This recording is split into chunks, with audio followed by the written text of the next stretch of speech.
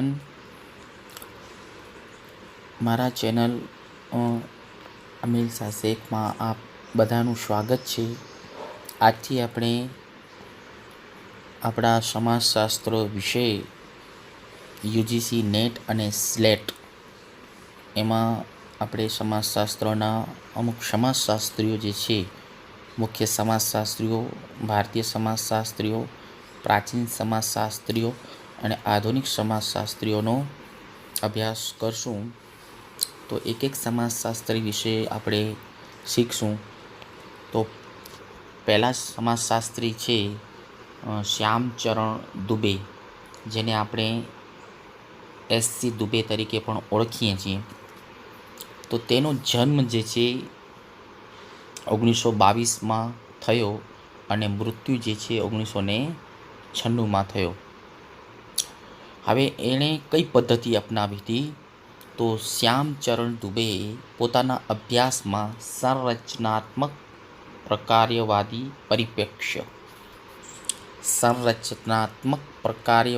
પરિપ્રેક્ષ્ય અને તેઓ માનવશાસ્ત્રી અને સમાજશાસ્ત્રી બંને હતા. દુબેએ પોતાનો પીએચડીનો જે થીસીસ તૈયાર કર્યો, તો એનો મુદ્દો હતો કમાર આદિવાસીઓનો અભ્યાસ. ખૂબ જ ઇમ્પોર્ટન્ટ છે. નેટ અને સ્લેટ એ બંને પરીક્ષામાં પૂછાતો હોય છે કે દુબેનો પીએચડીનો અભ્યાસ કયા મુદ્દા ઉપર હતો. તો કમાર આદિવાસીઓ જે હતા, આદિવાસી જનજાતિ જે છે, અનુસૂચિત જનજાતિ આદિવાસી જાતિ કમારનો અભ્યાસ કર્યો હતો. હવે આગળ સમજીએ તો દુબેની પુસ્તક, જો મુખ્ય પુસ્તક જે છે ભારતીય ગ્રામ એટલે કે ઇન્ડિયન વિલેજ, બહુ જ ઇમ્પોર્ટન્ટ, ઘણી વખત પૂછાયેલું છે ઇન્ડિયન વિલેજ. અને એ પુસ્તક જે છે 1955માં પ્રકાશિત કરી હતી. આ પુસ્તકમાં તેઓએ સંરચનાત્મક પ્રકાર્યાત્મક પરિપ્રેક્ષ્યનો પદ્ધતિ અપનાવીને આપણા ભારતીય સમાજને સમજવા માટે મહત્ત્વનો યોગદાન આપ્યો હતો. તેઓનો અભ્યાસ કયો હતો? તેનો અભ્યાસનો સ્થળ હતો સમીરપેટ ગામ. એ પણ ઘણી વખત પૂછાયેલું છે કે દુબેએ કયા ગામનો અભ્યાસ કર્યો હતો? તો સમીરપેટ ગામ.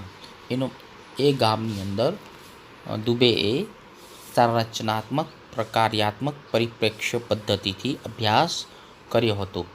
અને મુદ્દો શું હતો? Indian village. પછી સમજીએ તો તેઓશ્રીએ કહ્યું કે ભારતનો કોઈ પણ ગામડો જે છે એ પૂર્ણ રીતે સ્વાયત્ત કે સ્વતંત્ર નથી. બહુ જ ઇમ્પોર્ટન્ટ વાક્ય કીધું કે ભારતના કોઈ પણ ગામડા જે છે એ સ્વતંત્ર નથી કે સ્વાવલંબન નથી. કેમ કે તે એક વ્યાપક સામાજિક વ્યવસ્થામાં આવેલા છે. બૃહદ વ્યવસ્થા એટલે કે સમગ્ર ભારતીય સમાજ, આખો ભારત સમાજ. તો એ ભારત સમાજનો એ ગામડો જે છે એ માત્ર એકમ છે. એટલે સ્વતંત્ર નથી, પણ એ માત્ર એકમ છે. વ્યાપક સામાજિક વ્યવસ્થા એટલે આખો ભારતીય સમાજ. અને એક સંગઠિત રાજનીતિક સમાજનો પણ એક ભાગ છે. મતલબ કે આખો ભારતનો જે રાજનીતિક સમાજ જે છે એનો એક માત્ર ભાગ છે.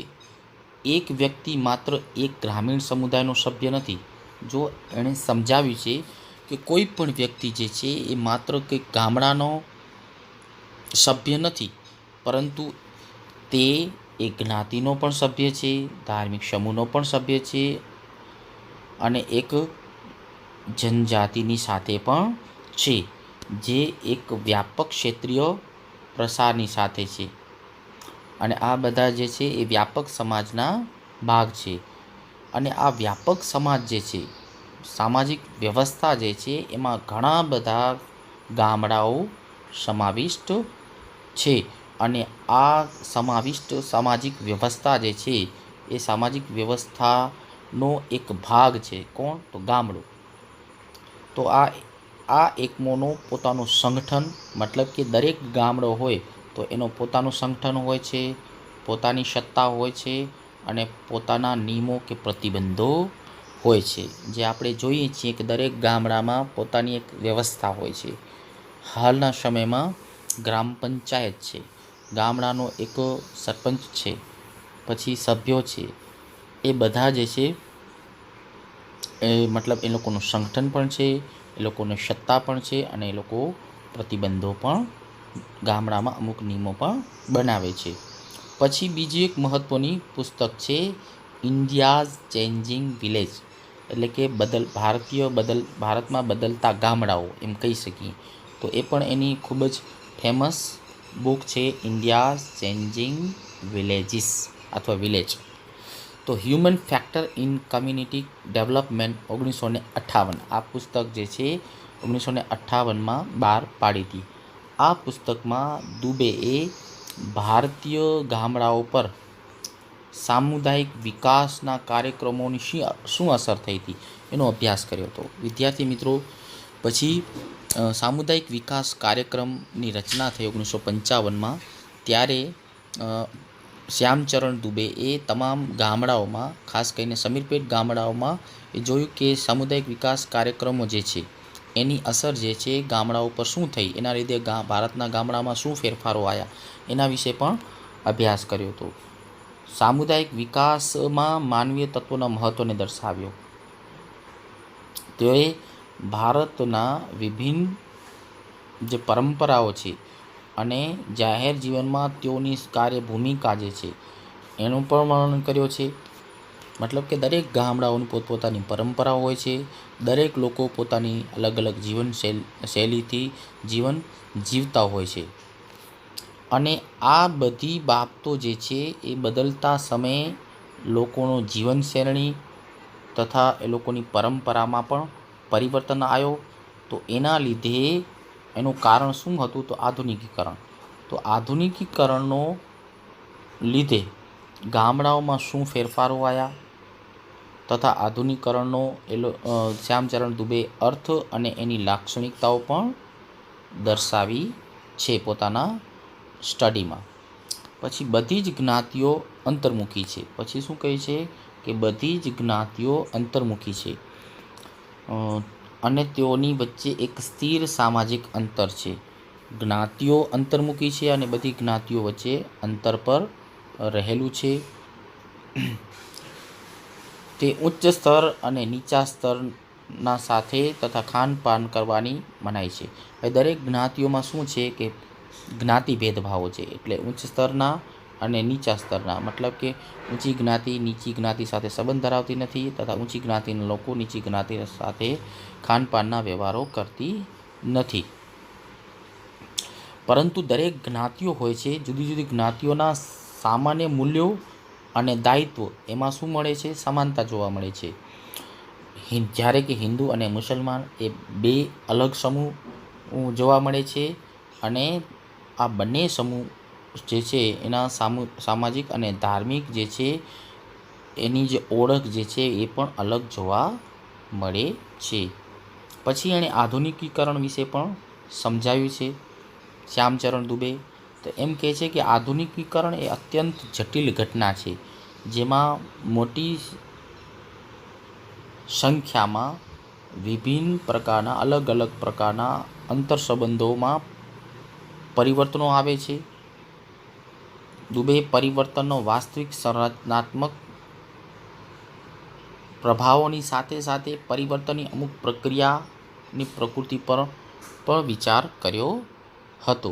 મતલબ કે પરિવર્તન જે છે એ આવે છે સંબંધોમાં અને સમાજના માળખામાં, સંરચનામાં, એટલે કે માળખામાં પણ પરિવર્તનો આવે છે અને પરિવર્તનોની પ્રકૃતિ શું છે, મતલબ કઈ કઈ બાબતોમાં પરિવર્તન આવે છે એના ઉપર પણ વિચાર કર્યો છે. હવે જે છે પુસ્તકો, તો દુબેના કયા કયા પુસ્તકો છે? તો પહેલું છે કમાર, બહુ જ ઇમ્પોર્ટન્ટ. પછી ભારતનો ગામડો એટલે ઇન્ડિયન વિલેજ ખૂબ જ ઇમ્પોર્ટન્ટ. પછી ભારતના બદલાતા ગામડાઓ 3 બુક ખૂબ જ ઇમ્પોર્ટન્ટ છે, અવારનવાર નેટ સ્લેટમાં પૂછાતી હોય છે. પછી છે ભારતીય સમાજ, પછી છે ભારતનો આદિવાસી વારસો, પછી છે institution building and community development. પછીની પુસ્તક છે સામુદાયિક વિકાસ માટે સંસ્થાના મકાન. પછી સમકાલીન ભારત અને તેની આધુનિકતા, પછી આધુનિકતા અને વિકાસ, અને પરંપરા અને વિકાસ. પછીની બુક્સ છે માનવ અને સંસ્કૃતિ, અને પછીની બુક છે વિકાસનું સમાજશાસ્ત્ર, અને છેલ્લે લખ્યું છે સંક્રમણની પીડા. તો વિદ્યાર્થી મિત્રો, શ્યામચરણ દુબેનો પરિચય અને એને કયો કયો ખ્યાલ આપ્યો, શેનો અભ્યાસ કર્યો, કઈ કઈ પુસ્તકો લખી, એના વિશે આપણે સમજ્યા. આશા રાખું છું કે આ મુદ્દો તમને સમજાનો હશે. Thank you.